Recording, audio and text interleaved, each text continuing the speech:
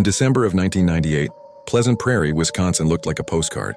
Snow on the rooftops, families preparing for the holidays, and inside one quiet suburban home, 40-year-old Julie Jensen was found dead in her bed. To neighbors, it seemed like a tragedy. A young wife gone far too soon. Her husband, Mark Jensen, told police she had been depressed, that she had taken her own life while he was at work. But nothing about Julie's death added up. The mother of two was discovered with a strange froth around her mouth.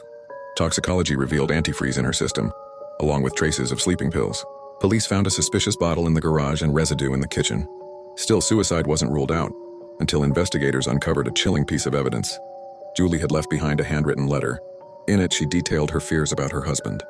She wrote that if anything happened to her, if she were found dead, her husband Mark should be considered the first suspect.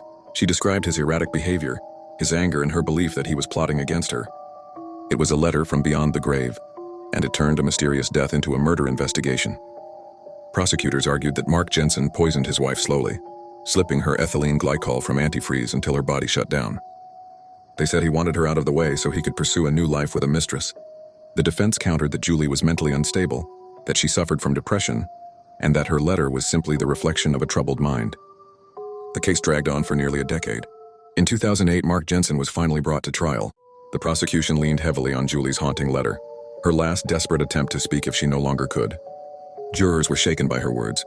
Combined with the scientific evidence of poisoning, it was enough. Mark Jensen was convicted of first-degree intentional homicide and sentenced to life in prison without parole. But the story didn't end there. Appeals courts later ruled that Julie's letter, the very heart of the case, should not have been admitted into evidence. They argued it violated Mark's constitutional right to confront his accuser. In 2013, his conviction was overturned.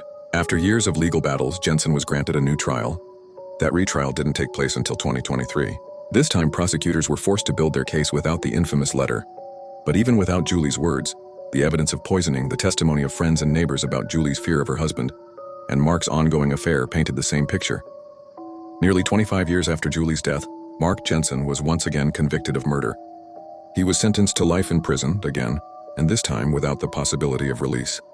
The Jensen case remains one of Wisconsin's most infamous. At its center is a woman who saw her fate coming and tried desperately to leave a warning. A letter that jurors once called the most powerful evidence they had ever seen. Even when the courts erased her words from the record, the truth in them lived on. Mark Jensen sits in prison today, a man twice convicted of killing his wife. Julie's letter, whether admissible or not, still echoes in the public memory. Because it's not just a piece of paper, it's a voice from the grave.